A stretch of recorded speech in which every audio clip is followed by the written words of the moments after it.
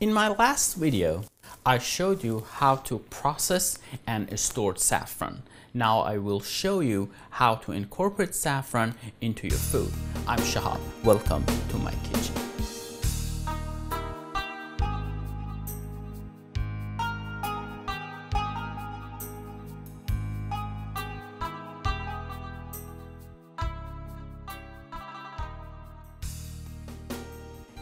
In order to cook with saffron, you need to use powdered saffron.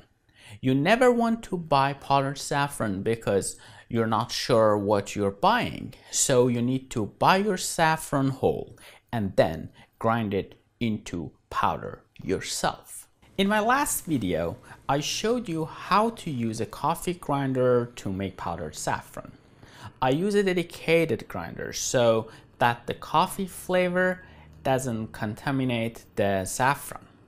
If you don't want to buy an extra coffee grinder, which I understand, or you have a small amount of saffron, you can also use a mortar and pestle like this to grind your saffron.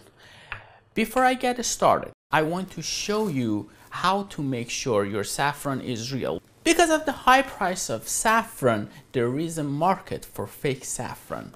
For instance, some people will dry out corn husk silk and coat the outside with saffron and sell it as pure saffron.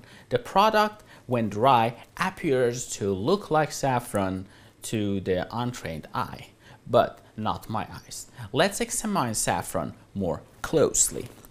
Now I have one stigma of saffron here. I want you to familiarize yourself with the shape of this stigma.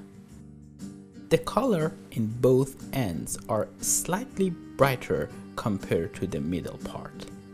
What I'm gonna do, I'm going to add a little bit of cold water to the stigma of saffron.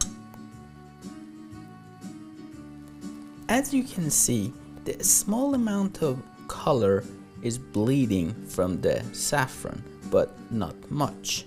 If I let this stigma stays in the water for a long time, the color won't wash away. This is a hardy particle and you cannot break it easily and you cannot get color and flavor out of it. That's the exact reason that you need to grind the saffron to get the more flavor and color out of it. The smaller the particles of saffron are, the more concentrated the color will be. Here I have two different mortar and pestle sets. I'm going to use white one so you can see the color more easily. So I add my saffron to the pestle and start grinding it.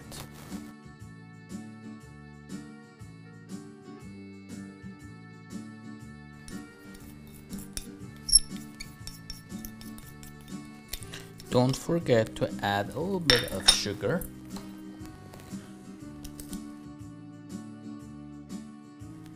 It is just like a little teaspoon here.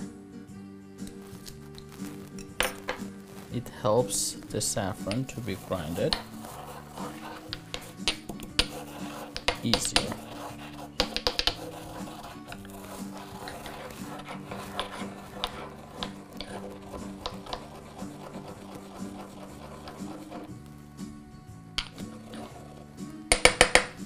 Now look at this beautiful color here. Now to incorporate it in food, it must first be dissolved.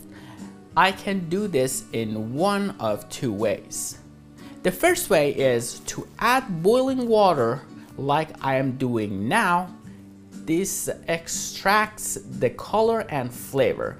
This liquid can be used immediately or stored in a jar in the refrigerator and will last up to 4 weeks.